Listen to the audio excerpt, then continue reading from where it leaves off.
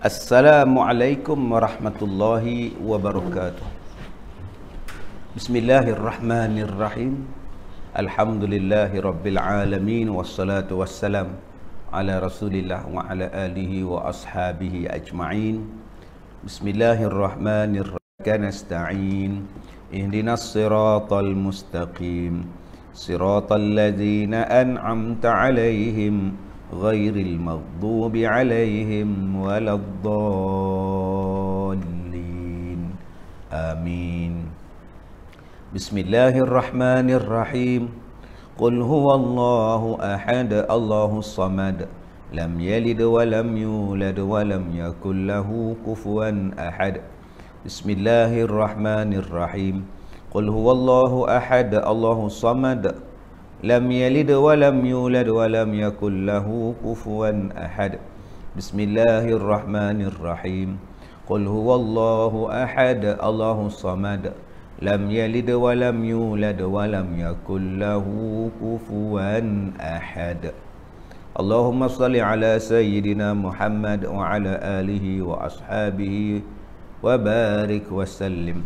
Alhamdulillah tuan-tuan yang saya muliakan, saya mohon maaf kita terlewat pada pagi ini kerana ada masalah teknikal. Jadi kita doakan mudah-mudahan live kita ini tidak ada gangguan. Kita berusaha dari jam 8.30 tadi lagi untuk membolehkan rancangan ini diadakan secara langsung, dan alhamdulillah walaupun saya nampak setakat ini okey, kita harap dia tidak stuck lagi ke, hang lagi ke, ya. Mudah-mudahan dapat jalan dengan baik. Pada pagi ini kita akan melihat daripada kitab Bahrul Mazi jilid yang ke-14. Okey.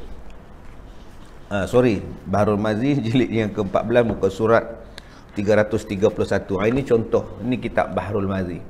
Ini nama dia, kitab Bahrul Mazi jilid yang ke-14, bab yang ke-96. Okey. Bab yang ke-96, bab ma jaa fi kulli mauludin yuladu 'alal fitrah.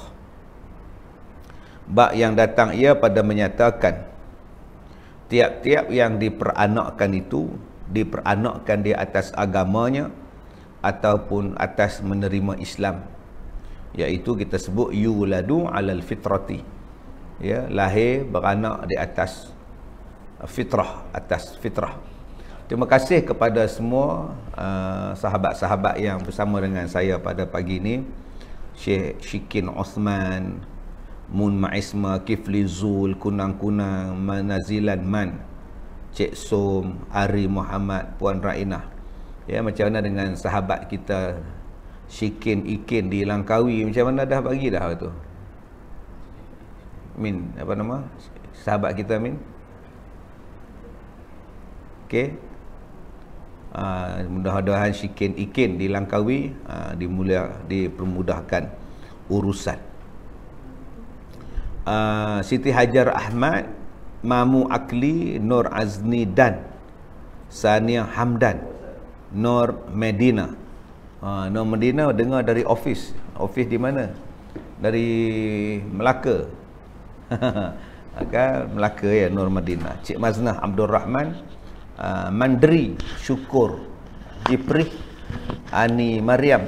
Terima kasih kepada semua sahabat-sahabat. Jadi saya minta maaf kalau gambar kita kurang berkualiti, gambar kita pada pagi ini agak blur. Saya mohon maaf kerana kita ada sedikit masalah teknikal di tempat kami ini.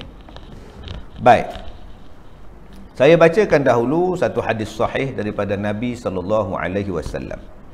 An Abi Hurairah qala qala Rasulullah SAW, kullu mauludin yuladu 'alal millah fa abawahu yuhawidanihi aw yunassiranihi aw yushrikanihi. Qila ya Rasulullah faman halaka qabla dhalik? Qala Allahu a'lam bima kanu 'amilina bihi. Hadis yang hasan lagi sahih. Daripada Abi Hurairah katanya telah bersabda Nabi SAW, tiap-tiap yang diperanakkan itu dilahirkan dia atas fitrah. Maka dua ibu bapaknya menyahudikan dia atau menasranikan dia ataupun mempermajusikan dia. Maka kata orang, ya Rasulullah, maka budak-budak yang mati dahulu sebelum daripada yang demikian apa ceritanya? Maka jawab Nabi, Allah Ta'ala lebih tahukan dengan apa yang mereka itu beramal dengan dia. Hadis yang kita baca ni tuan-tuan ialah hadis yang hasan lagi sahih. Baik, tuan-tuan yang saya muliakan, kita pada pagi ini membicarakan persoalan tentang fitrah. Okay, tentang manusia dilahirkan dalam keadaan fitrah. Tiap-tiap manusia pada mula dilahirkan, sama ada dia anak orang Islam, dia anak orang Cina, dia anak orang Hindu, dia anak orang Bengali ke apa-apa, semuanya, dan manakala lahir saja daripada perut ibunya, menerima ia sebarang ukiran di atas papan hatinya. Budak kalau dia lahir saja ke dunia, dia bersih, dia fitrah. Maka dia mengikut apa yang diukir di papan hatinya. Jika diukirkan dia dengan Islam, maka menerimalah dia Islam. Dan jika diukir akan pelajaran dan i'tikad kafir, maka menerimalah dia atas i'tikad kafir. Maka jadilah ia baik dan jahat itu sebab pelatihnya, sama ada ibu bapaknya atau siapa-siapa yang memeliharanya, sebagaimana yang tersebut dalam satu hadis yang dikeluarkan oleh Abu Isa At-Tirmidzi. Tuan-tuan yang dimuliakan, manusia bila dilahirkan, dia lahir dalam keadaan fitrah, dalam keadaan bersih. Maka mak bapaknya lah yang membentukkan dia. Nak jadi Islam ke, nak jadi Yahudi ke, nak jadi Nasrani ke, nak jadi musyrik ke, mak bapak penjaga dia. Budak tu bersih, dia bukan tahu apa. Umpama kain putih, kau nak corakkan dia dengan corak batik ke, kau nak corakkan dia dengan corak belang-belang macam kuda belang ke, itu mak bapak punya tanggungjawab. Apa yang kita didik, itulah yang kita dapat. Apa yang kita persembahkan pada dia, itulah yang dia absorb. Apa yang kita pertontonkan dia. Sekarang mak bapak, dia mempertontonkan kepada anak-anaknya dengan tontonan baik. Dulu orang tengok televisyen, sekarang budak tak main dah televisyen. Dia suka main gadget, dia suka main smartphone. Sebab itu budak-budak bila balik ke rumah, benda yang dia cari nombor satu ialah smartphone, handphone. Kalau dia keluar daripada rumah, benda yang pertama dia cari ialah wifi. Mak dia hilang, dia tak cari, dia cari wifi tu. Bila lepak kedai, cari wifi. Tak ada wifi ni sudah. Sebab tu ada orang kata, manusia ni, budak-budak sekarang ni, bagi wifi satu, bagi handphone satu, dia boleh hidup. Tuan-tuan yang saya muliakan, kita melihat daripada satu sudut bahawa salah didikan, tak kena pada didikan, dia akan mempengaruhi jiwa anak-anak kita. Sebab itu Nabi SAW menyebutkan kepada kita tentang tanggungjawab kita, sama ada nak menyahudikan dia, menasranikan dia, memusyrikkan dia. Itu adalah tanggungjawab kita. Itu adalah peranan kita. Sudah pasti peranan kita dan tanggungjawab kita ialah untuk menjadikan dia seorang Muslim yang baik, seorang yang mematuhi perintah Allah Subhanahu wa ta'ala. Baik, an Abi Hurairah radhiyallahu anhu qala Rasulullah sallallahu alaihi wasallam, kullu mauludin yuladu ala, orang yang diperanakkan dia atas sedia menerima Islam. Setiap budak-budak yang lahir ni, lahir itu dalam keadaan bersih, lahir dalam keadaan fitrah. Yakni apa dia fitrah? Fitrah maknanya ialah dia dah boleh menerima Islam. Sebab tu ada budak umur 2 tahun dah boleh kenal Al-Quran. Umur 3 tahun dah boleh baca Quran. Umur 4 tahun pun tuan-tuan dia boleh baca, walaupun dia telo, dia boleh hafal Quran. Sebab itulah yang diperdengarkan kepada dia sejak daripada dia lahir. Malah ada sebelum daripada dia dilahirkan. Ada budak yang macam itu, cukup baik, sebab dia hanya nampak kebaikan. Dia tak pernah maki orang, sebab dia tak pernah tengok mak bapak dia maki orang. Dia tak pernah mencarut, sebab mak bapak dia tak pernah mencarut. Tapi budak-budak 4 tahun dah pandai sebut maki dah. Dia maki dah umur 4 tahun. Sudah. Sebab mak bapak dia maki depan dia. Dan sudah pastilah cikgu yang pertama sekali yang dia belajar ialah mak ayah dia ataupun pengasuh dia. Sebab itu kita ni nak menjaga kereta ataupun nak bawa kereta kena ada lesen. Pergi buat kursus memandu berapa jam. Lepas kursus memandu pula ada testing pula. Kemudian baru dapat lesen. Lesen tu pula tak dapat penuh. Dia ada L, dia ada P. Lepas 2-3 tahun baru dapat lesen. Tak ada P dah.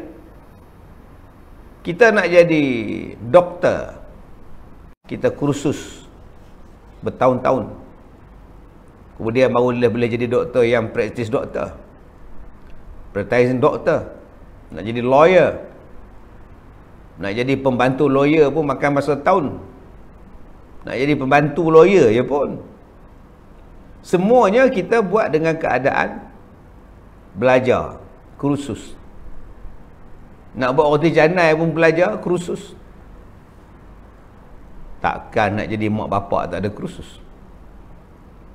Nak menjaga orang ni, nak melahirkan orang, nak mendidik orang, takkan tidak ada kursus.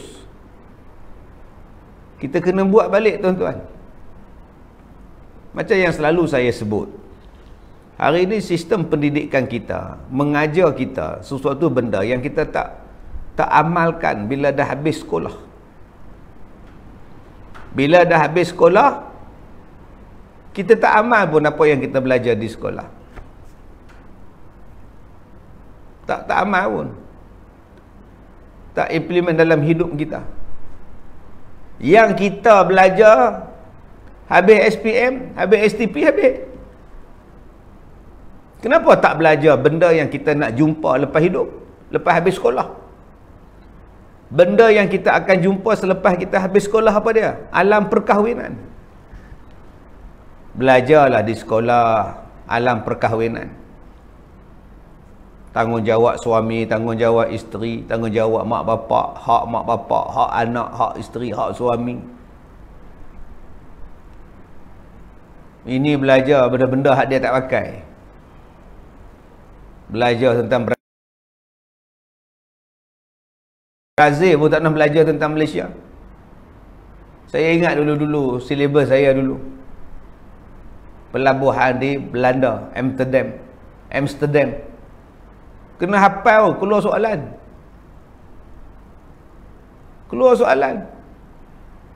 Menanam gandum di prairie Amerika. Padahal kita tak makan gandum pun. Belajar buat apa? Kita akan jumpa benda-benda apa? Kita akan jumpa tentang cerita Dajjal, Al-Masih Dajjal, Imam Mahdi. Belajar bab tu, tanda-tanda kiamat. Macam mana proses orang Yahudi dan orang Nasrani akan menipu orang Islam. Baik belajar benda-benda itu. Belajar macam mana umat Islam nak menghasilkan sesuatu benda. Ubat-ubatan. Buat ubat orang Islam sendiri. Confidentkah kita tangan-tangan orang yang memusuh Islam menyediakan ubat untuk orang Islam? Confident kah? Kalaulah dimasukkan sesuatu yang terlarang dalam ubat tu, khas untuk orang Islam, apa akan jadi? Allah berkata, perkara-perkara yang direka oleh mereka ubat-ubatan contohnya dijadikan sebagai pegangan melebihi memegang perubatan yang kita kena buat tentang pemakanan. Anak-anak kita dibagi makan apa? Kena kaji. Sebab hari ni budak-budak dah mengenal makanan segera seusia 6 bulan. Dah meninggalkan susu ibu, sebaik saja dilahirkan. Dah mula mencari sesuatu yang direka, yang dibuat untuk pemakanan manusia. Maka kita pun mula mencari ubat bila anak tu kerah hati, bila anak tu kerah hati dan sebagainya. Tapi kita tak melihat punca apa yang dia makan, siapa yang mencipta makanan, yang siapa yang memproses makanan. Orang Korea makan, kita makan. Tak halal, tak ada apa buat kejadah apa, kita pun tak tahu. Orang Jepun makan, kita makan. Mak Saleh ni lama lah. Sayang tuan-tuan, budak-budak. Sayang tuan-tuan tak makan makanan alami. Mereka lebih kepada makanan-makanan segera. Macam mana kita nak membentuk hati anak tadi atas landasan Islam kalau yang dipersembahkan bukan daripada cara dan bentuk Islam?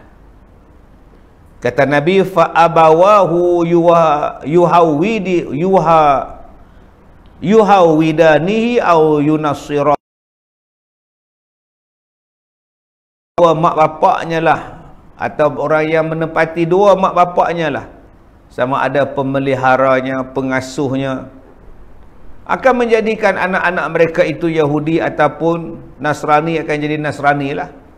Ataupun kalau budak tu kafir musyrik, dia jadi kafir musyrik. Kafir musyrik ni ada semua tokong lah. Tuan-tuan yang saya muliakan, kata Imam An-Nawawi, bermula anak makna diperanakkan atas agama, yakni diperanakkan anak cucu Adam atas sedia menerima Islam. Tetapi dua mak bapaknya yang kafir menjadikan budak yang baru zahir itu berhukum nama anak Islam atau Yahudi atau Nasrani ataupun Majusi. Maka tak kala bersabda Nabi SAW, datanglah kemusykilan kepada sahabat. Adalah budak-budak itu bukannya ada apa taklif atasnya, kerana bukannya ia berakal dan baligh. Apa hukum budak-budak yang belum berakal ini tiba-tiba mati? Ahli nerakakah ia? Ataupun adakah ahli syurga? Maka di atas tadi diterangkan mak bapaknya itu menyahudikan dia atau menasranikan dia. Jikalau nak dikatakan ahli neraka, kalau dia mati, budak ni belum balik lagi, apa cerita pula? Ini yang sahabat bertanya kepada Nabi SAW. Ya, apa ceritanya? Maka Nabi SAW menjawab, kata dia, Allahu a'lam. Allah lah yang lebih mengetahui bima kanu amilin nabihi, dengan barang yang adalah yang diperbuat mereka itu dengan dia. Maka kata Nabi SAW, Allah yang maha mengetahui. Apa yang dibuatnya adalah berdasarkan ilmunya Allah dan hendaknya Allah Ta'ala. Kerana Allah Ta'ala yang lebih tahu jikalau budak anak orang kafir yang mati dalam keadaan belum baligh, adakah dia beramal dengan Islam atau beramal dengan amalan kafir, maka Allah Ta'ala balaskan atas sekira-kira dalam ilmunya itu. Jikalau dalam ilmunya budak-budak itu kalau hidup panjang menjadi kafir, maka isi neraka lah ia. Dan jikalau dalam ilmunya budak kafir itu panjang-panjang menjadi Islam, maka syurgalah ia. Bermula ini hadis hasan lagi sahih, dikeluarkan akan dia oleh Al-Bukhari dan Muslim dalam kitab sahih. Jadi tentang perkara itu ialah ilmu Allah Subhanahu wa ta'ala. Kata Nabi, Allahu a'lam bima kanu amilina bihi. Allah lah yang maha mengetahui. Kita tak tahu. Apa yang dibuatnya, Allah sajalah yang mengetahui amalannya itu. Yang mati dalam keadaan belum akil baligh. Ada banyak penjelasan berkenaan perkara ini dalam hadis-hadis, dalam huraian-huraian yang lain, insya-Allah. Di lain masa kita akan membicarakan macam mana nak diperbuat kepada apa yang berlaku kepada anak-anak kecil yang mati dalam keadaan belum baligh, di manakah kedudukan mereka. InsyaAllah kita akan baca pada siri kuliah kita yang lain. Seperti mana yang saya katakan tadi, live kita ni ada gangguan sedikit, jadi saya minta maaf pada tuan-tuan. Kita banyak interrupt kita baca ni line kita pada kali ini. Ini kita harap selepas ni line kita okey lah. Terima kasih kepada Fadli Maksyah, terima kasih udang pula, ketam, ikan lah, terima kasih banyak-banyak. Orang Pulau Pangkor hantar makanan ikan pada saya. Syukur pada Allah Subhanahu Wa Taala. Murahlah rezeki keluarga Fadli Maksyah. Okey, di mana sekarang saya nak tengok? Okey, kita berhenti sekejap. Nanti kita masuk balik sekejap saja tuan-tuan. Kita stop sekejap saja.